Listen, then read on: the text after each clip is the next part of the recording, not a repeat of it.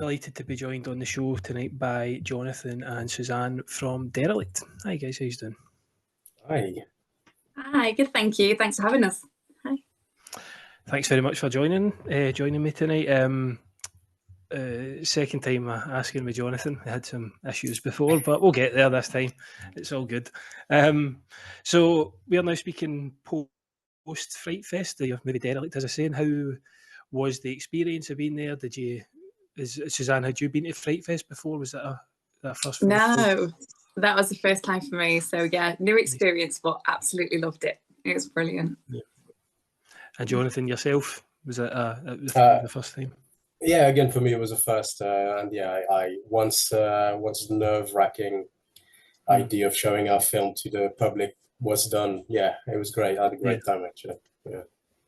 Yeah. Well, I will go into we will dive into the movie as we're kind of going on. Just to say, I'm a big fan of it. I've watched it a couple of times, and I just think I know you were saying, Jonathan, I'll try not reference the previous chat we had, that you weren't going to kind of attend the screening. Did you stick to that? Did you keep everyone away? I did, yeah. I kept most people away. I did send Suzanne in. We didn't have any. We have a few people didn't turn up for their seats. So whoever, we had like 3 or 4 people not turn up. So I sent Suzanne in. I sent Corinne in, and they got to see it. So it's good that we have Suzanne here because she'd probably be able to tell us a little bit more about the screening than I would be able to. Yeah. And how was it, Suzanne? Did you have those nerves and that kind of tension just sitting watching it? Yeah, I did, and because I snuck in last minute, I kind of had to spy out the free seat in the screen and like sort of tiptoe in and sort of sit down and held my breath for most of the film while the people around me were sort of, making the sounds at the right time. And it's like, oh yay, enjoying the atmosphere of it and trying not to preempt anything that I knew was coming or anything like that. So just tried to stay quiet and not hold my breath that it was too noticeable. Yeah, I've had an experience that once myself. I snuck into an 18 when I was 14 years old, and there was one seat left in a giant screening of Sin City, I think it was, a while ago. And yeah, it's hard going especially when you really don't want to get caught if you're underage. But so you've had as I said, you've had the kind of the Frightfest premiere and everything now. Jonathan, what was your kind of inspiration for making Derelict? And if you want to give, actually, I should probably ask this first, just a kind of brief summary of it for yourself. So Derelict is a small town neo-noir that follows 2 people on 2 different timelines. The first is Abigail, which we follow in the present, and she's not a very happy soul because her father was murdered some years back. And in the other timeline, which is in the past, we follow Matt, and he's actually getting on quite well with his life until his brother comes back into his life. And the film focuses on how these 2 souls are going to eventually, their lives are going to clash. Right, sorry, on you go. In terms of the inspiration, it all stems from a true crime that happened in my hometown when I was about 19. I felt very close to it because I went to school with one of the people that ended up committing the actual murder. And it took years. I mean, I'm 39 now, so it's about 20 years, to get it made.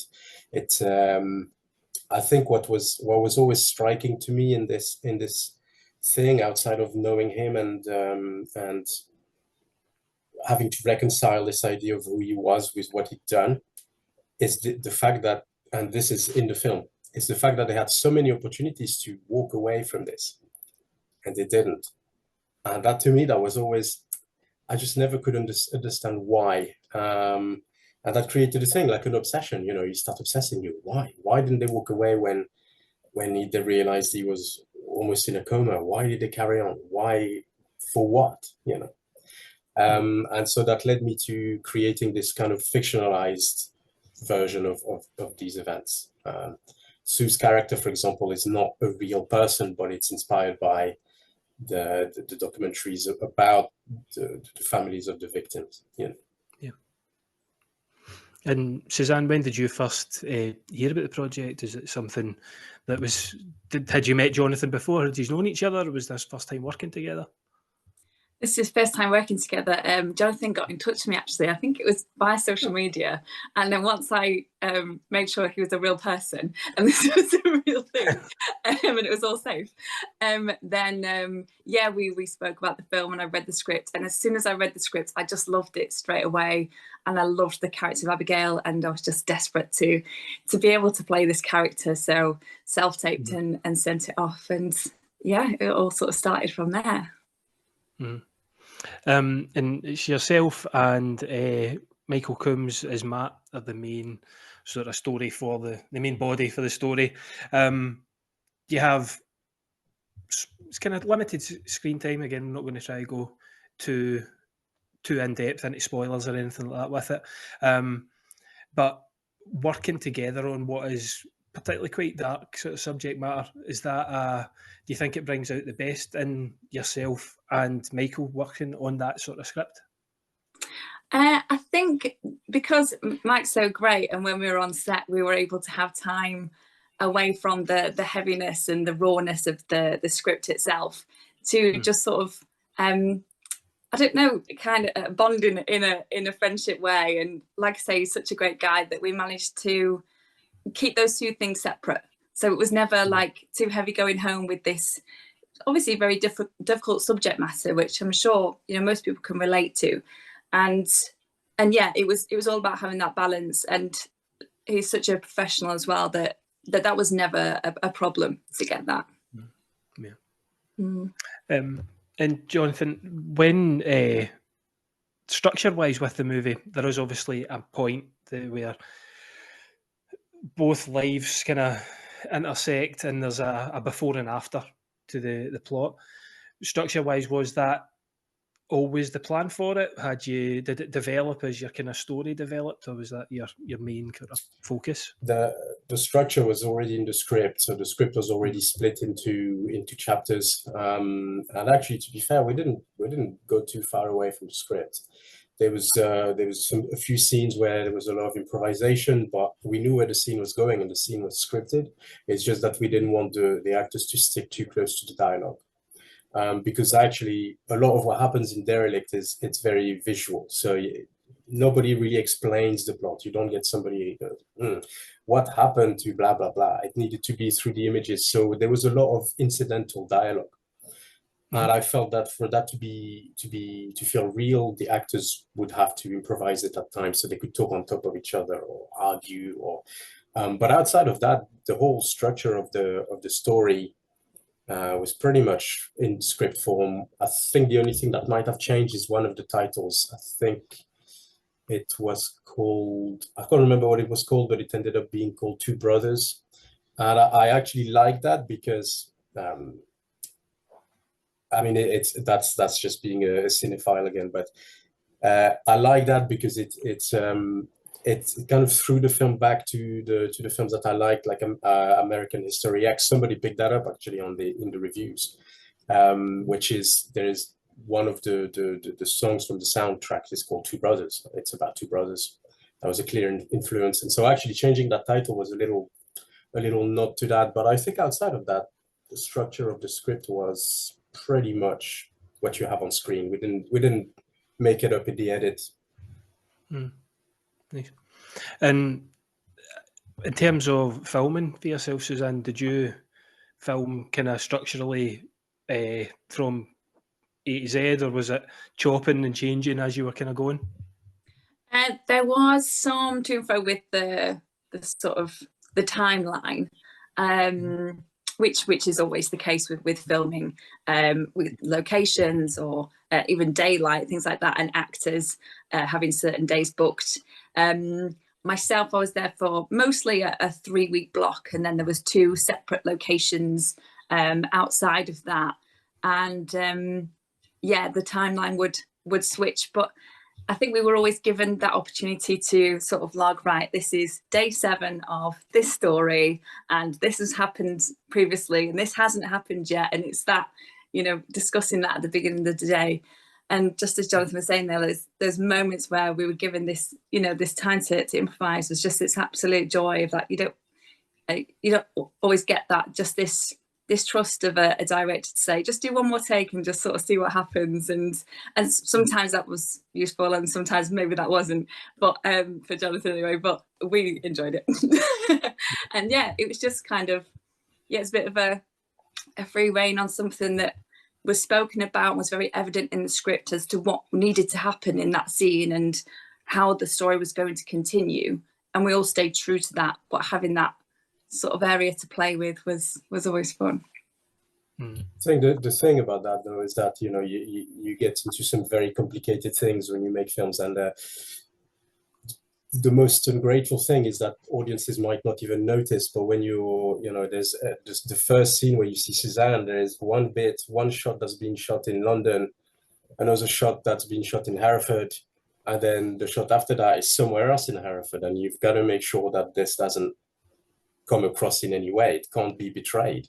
So you got to start considering, especially when you're working on something that takes place on 2 time periods, you got to start considering, okay, what do people look like? How do we keep the continuity going? You know, it's all sorts of little problems that can amount to a lot if you're not well organized. So, you know, the way that we managed to do this on this type of budget is by being extremely organized. It might not have always looked it. It might have been chaos at times, but on paper it was organized. We knew what we were doing. Yeah. Mm-hmm. Yeah. And you touched kind of on the budget there, Jonathan. How you do have to have that organisation. What are the kind of main challenges working from a very restricted budget to a certain time constraint? You know, you've got your editing, you've got your filming, you've got your sound design, you've got actors to kind of work with as well. How does the process kind of fit for you? And is there anything that you found the most sort of challenging based around that? Well, the first thing is the writing. You know, a lot of people would say, the writing, that's first, and then, you know, you consider your budget and all that. But no, if you're working with that type of budget, if you know that you can get £35,000, you're going to have to write for £35,000. And that means that when you're writing, you have to know in your head, £35,000 can get me that. If you start writing 6 action scenes where Abigail takes out 12 guys in London or something, or in a museum, yeah, £35,000, that's not going to happen. You know, so you have to start writing for your £35,000. One thing you can always do is you can always write characters, because that doesn't cost anything. It just costs you good actors. So if you write good characters, you get good actors to play them. That's not going to cost you extra money. Well, you have to write for locations, so you have to know the locations. That's why all the locations are where I live, essentially. These are locations I know, right?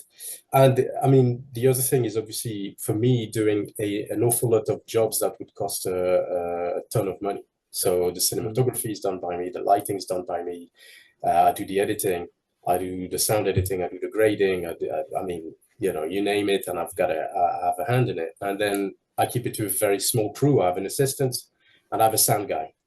And that's basically our crew. And from time to time, we get somebody to come and help. Or we had, a lot of the time, we had Andy, the producer, who helped us find all that money. He came to help on set. Outside of that, it needs to go in the actors, feeding them, making sure they're well fed, they've got tea, they've got biscuits. All that stuff is really important, because you want a happy set, right? That's what allows you to push people to the limits of what the budget can get you. Is if you have happy people, they feel like they're in a worthy project, the money is being spent properly, you're not buying limousines or whatever.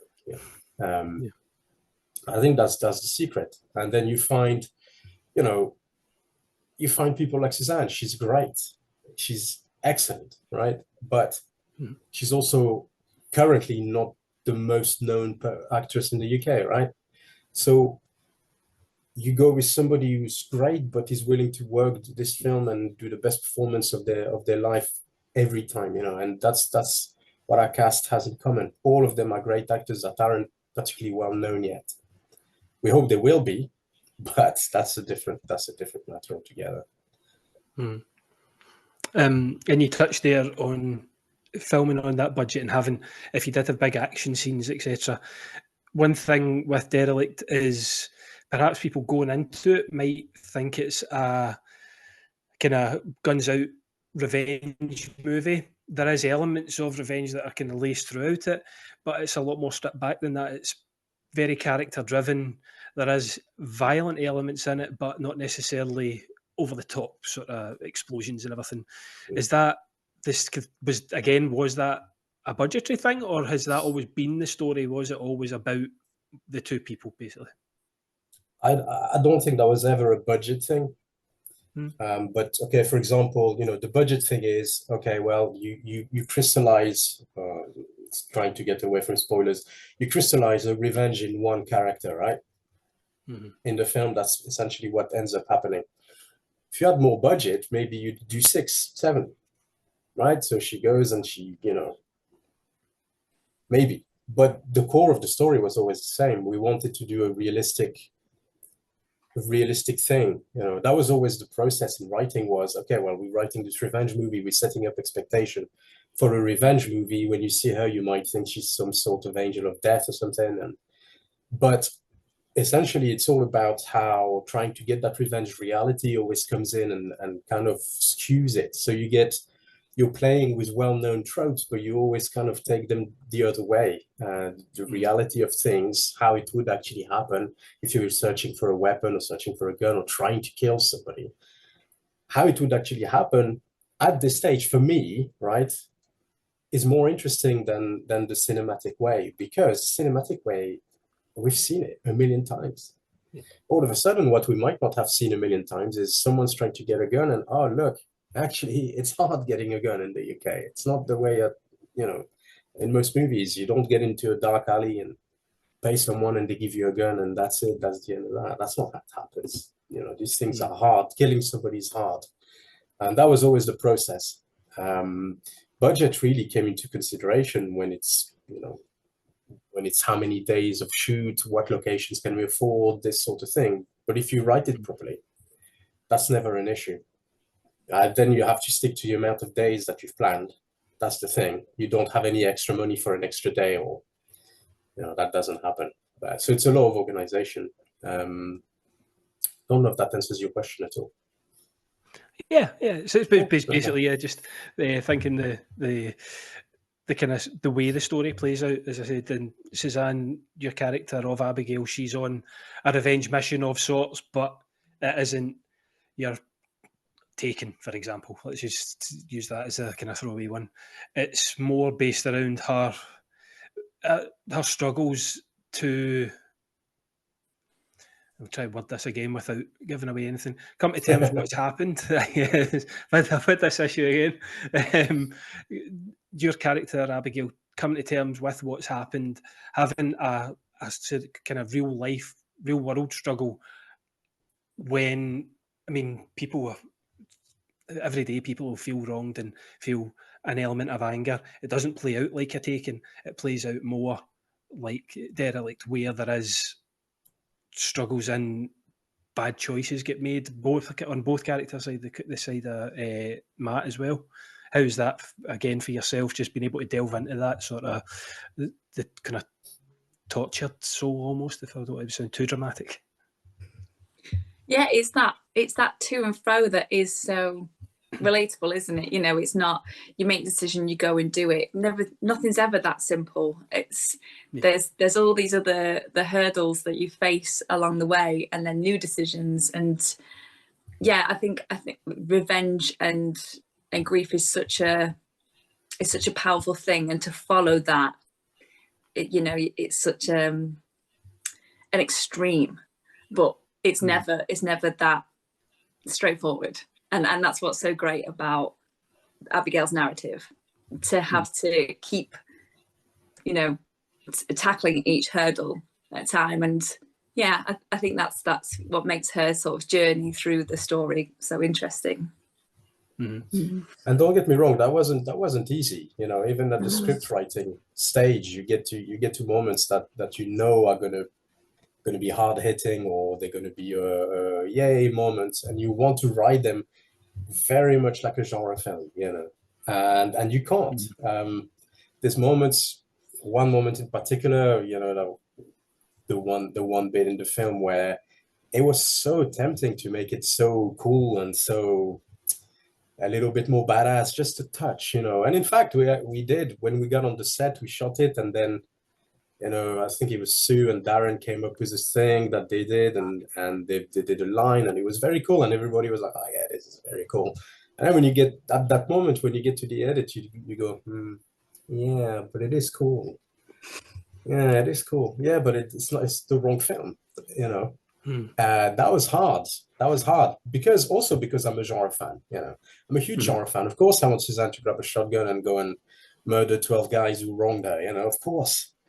But that wasn't the film we were making, and you have to stick to the film you're making. And, you know, I think ultimately it was the right choice. We kept, I don't know, people will love it or hate it, but we've kept to the film we wanted to make. That's for sure. Yeah, kind of a hyper-violent sort of explosive scene would feel out of place, I think, because it is a very not muted, that's the wrong word, a very kind of understated story that you've told based around the kind of revenge aspect of it, which works fantastically well. We did touch on kind of violence and action scenes, or kind of lack thereof in the movie. There is elements of violence in it, but it's very understated. It's not fully kind of in your face. There's a particular scene for yourself, Suzanne, with where something's happening to your character, kind of mostly off screen, and it's shot brilliantly, and it is really effective for the story you're telling and for the movie that you've made. And the shot is just kind of focused on the light bulb. Again, it is quite a stereotypical question for me to ask, but how is it difficult to get in a headspace for that, for a scene like that, and to just kind of embrace it in the way that you can, to give it its all? Well, it's wonderfully, we had an intimacy coordinator that day, and who was brilliant, and we had a whole conversation beforehand of what was going to happen during that scene. And Darren, who plays Cal, is just amazing, and just really, really brilliant open conversations about what we were comfortable with and how we were going to make it work in the safest way for us personally. And then we spoke with Jonathan and how to make it, you know, as effective on camera. And yeah, it was.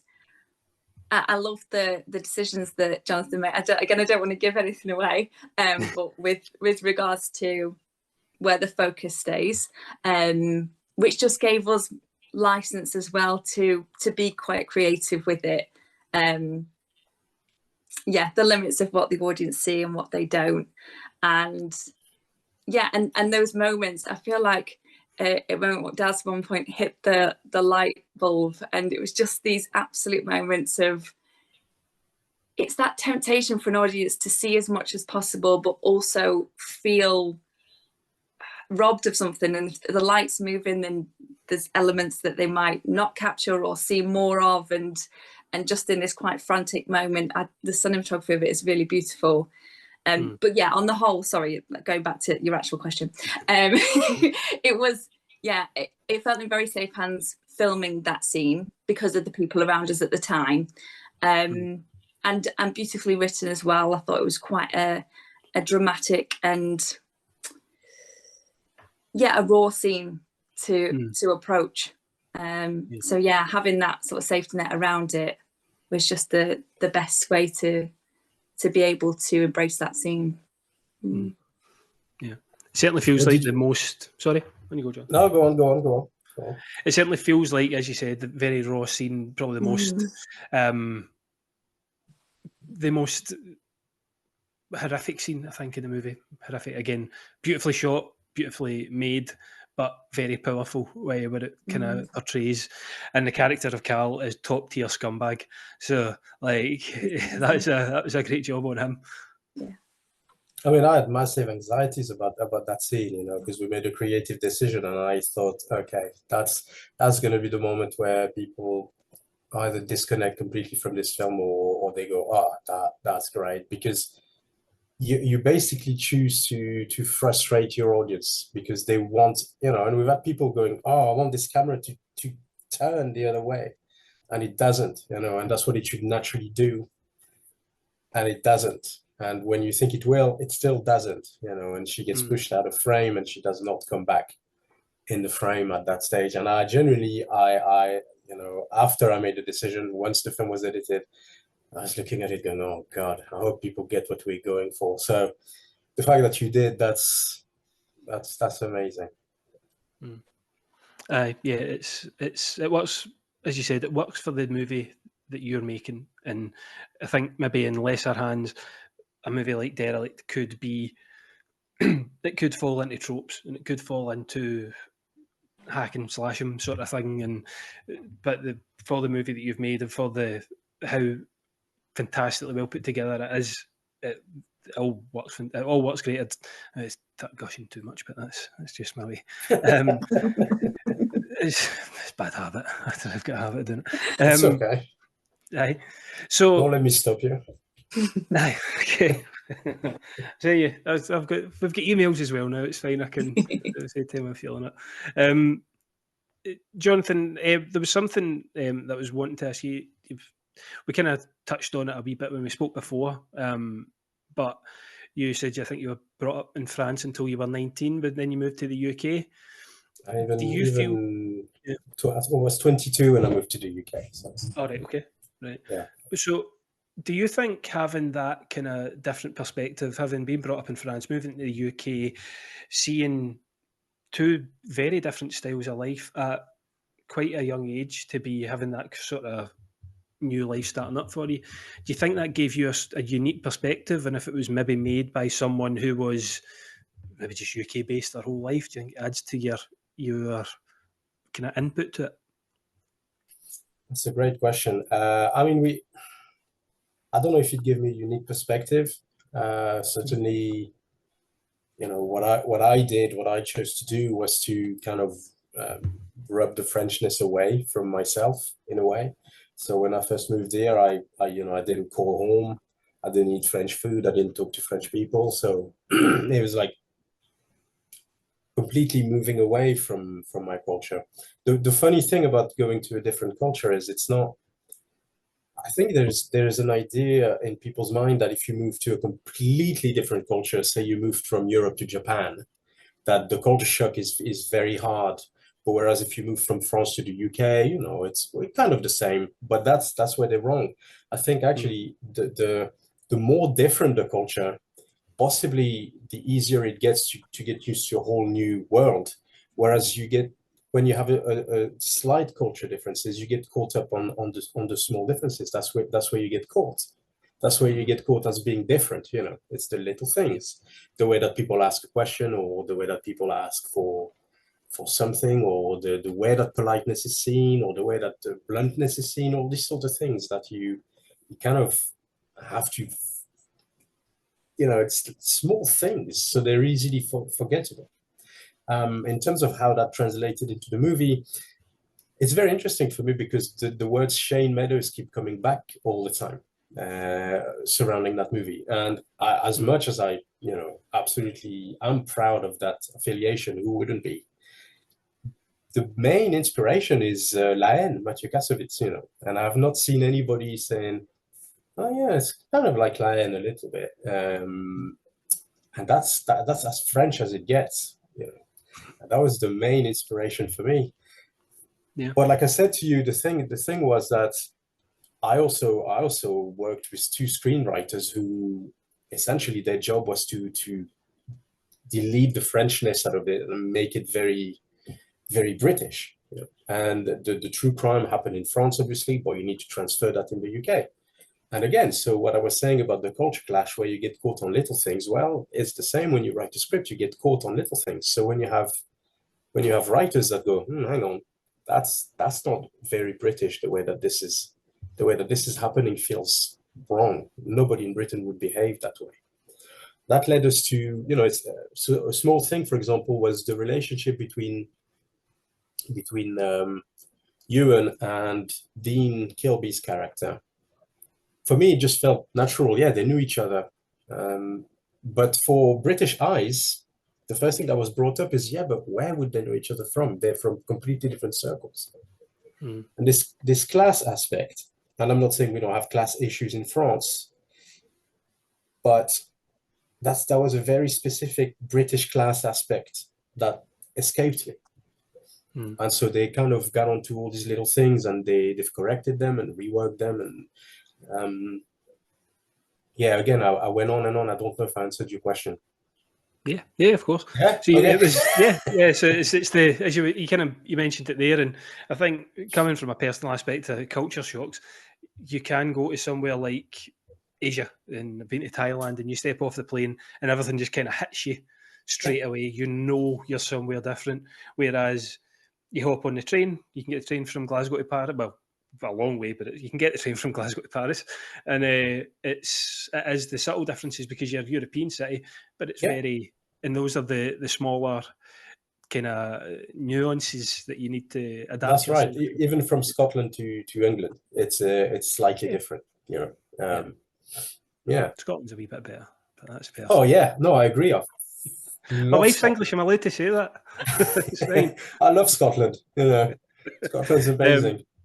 Yeah, but it's and I think just having that, it does work. And I said the whole process of your movie and how great you have made it look is just kind of testament to yourself, to Suzanne, to everyone kind of involved. It's just a fantastic story. As I said, I've watched it twice. But yeah, congratulations on it. So just to kind of wrap up then, what is next for yourselves? You've had the Frighfest thing. What's the next stage for Jonathan and Suzanne? You go for it. Well, I know it's showing again in Worcester at the end of the month. It is, yeah. Which is very exciting. I mean, for me personally, just enjoy. This is the first experience I've had of like being able to go to festivals and see a film that I've had the privilege to be involved in. So enjoying all of this for the first time, which is very cool. And then in the process now, I'm training for the summer. I'll be doing stage combat today, so watch out. And, and so next time when you write a film, Jonathan, you can write that in. Just taking the industry as it comes, and got a couple of projects in the pipelines, and but just enjoying it all. Jonathan? Yeah, I mean, well, exactly that, enjoying we've had the reviews now. They're, it's pretty overwhelmingly positive. Obviously, you're never going to please everybody, but even the most displeased reviews are pretty high. So, it's good. We're very happy with that. It is playing in Worcester at the end of the month. It's playing in Cognac in October. So that's all very exciting. And in terms of next projects, we're, the thing about being a true indie is that you can't really write without knowing what kind of money you can work with, and until we've seen what kind of doors Derelict can open for us, we're kind of in limbo. There's plenty of ideas floating around, and I'm still writing, but very slowly, and we're hoping Suzanne will want to work with us again, maybe, and then we'll see. Good stuff. Well, guys, thanks again for joining me. Good luck in Worcester at the end of the month, and good luck for future endeavours, I think they say. So thanks for joining us. Derelict is fantastic, and we'll speak to you again soon. Thank you. Thank you so much.